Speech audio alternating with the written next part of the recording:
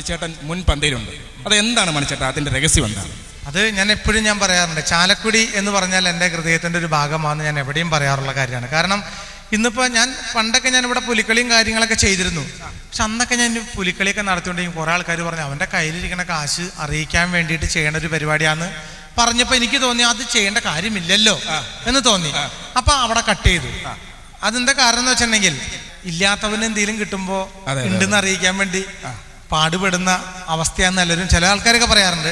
പക്ഷെ എന്തായാലും എന്നെ സംബന്ധിച്ചിടത്തോളം ഒരു ഓണം, എൻ്റെ മനസ്സിൽ ഓർമ്മ വരുന്ന ഓണം, ഞാൻ ഇന്ന് ഈ തുമ്പപ്പൂ കൊണ്ടുപോയിക്കാനായിട്ട് എൻ്റെ പെങ്ങളുടെ കുട്ടിയുടെ അടുത്ത് പറഞ്ഞു, മോനെ നാളെ ഈ തുമ്പപ്പൂ കൊണ്ടുപോയിക്കണം. ഞാനിന്ന് ഈ ഓണാഘോഷത്തിന് വേണ്ടി വെളുപ്പിന് 4 മണിക്കാണ് ഞാൻ ഈ ഓഡിറ്റോറിയത്തിന് പോയത്.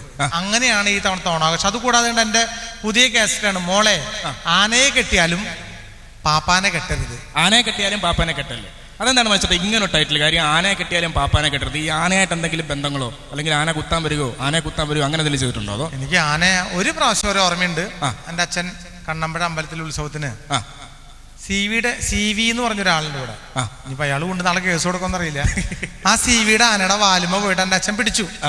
ഇത് പരസ്യമായിട്ട് പറയാവുന്ന കാര്യമാണ്. ഒട്ടുമിക്ക ആൾക്കാരും ഉള്ളത് പറയാറില്ല. പക്ഷെ തുറന്നു വെക്കും. എനിക്ക് തുറന്നു പറയണം. ഈ CV ആനയുടെ വാലുമ പോയിട്ട് അച്ഛൻ പിടിച്ചു. അച്ഛനൊരു കപ്പലണ്ടി വിൽക്കണല്ലേ, കപ്പലണ്ടി, ആ വിൽക്കണ ആളെയും കൊണ്ട് പാടത്തേക്ക് പോയി. കപ്പലണ്ടി വിൽക്കുന്ന ആളെയും കൊണ്ട് ആന വാലുകൊണ്ട് കുടഞ്ഞതാ, പാടത്തേക്ക് പോയി. അങ്ങനെ എൻ്റെ ആരെയൊക്കെ വിളിച്ചു പറഞ്ഞു, മണിയെ അച്ഛൻ ഇങ്ങനെ പാടത്ത് കിടക്കുന്നുണ്ട് എന്ന് പറഞ്ഞു. പക്ഷെ ഞാൻ ചെന്നപ്പോ അച്ഛൻ പറയണ അച്ഛന്റെ ഭാഗത്തൊരു തെറ്റൂല. അച്ഛൻ പറയാ, ഇത് ശരിയല്ലേ, ഈ കപ്പലണ്ടിക്കാരനാ എന്നെ തള്ളിയിട്ടത്.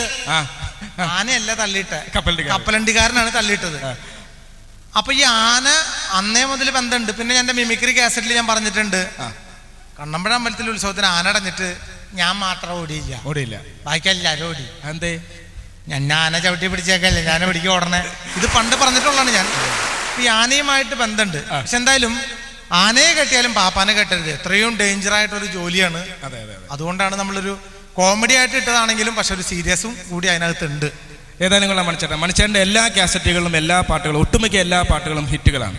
ആ പാട്ടുകളിലെല്ലാം ചാലക്കുടി എന്ന് പറയുന്ന 4 അക്ഷരം അതിൽ ഉണ്ടാകുകയും ഈ പാട്ടിലും ഈ സൂപ്പർ ഹിറ്റ് ഇനി ആകാൻ പോകുന്ന ഈ സൂപ്പർ ഹിറ്റ് കാസറ്റിലെ ഒരു നല്ല പാട്ടോടുകൂടി നമുക്ക് അങ്ങ് ആരംഭിച്ചല്ലോ മണിച്ചേട്ടാ. പിന്നെന്താ? ഓക്കെ, നമ്മുടെ എല്ലാ ചാലക്കുടിക്കാർക്കും അല്ല, നാട്ടിലെല്ലാവർക്കും വേണ്ടിയിട്ട് നമ്മുടെ നാട്ടിലെ ഓണം ഇന്നതാണെന്ന് അറിയണം. തീർച്ചയായിട്ടും നമ്മുടെ പുതിയ കാസറ്റിൽ ഒരു പാട്ടോടുകൂടി തന്നെ നമുക്ക് ആരംഭിക്കാം. ഓക്കെ.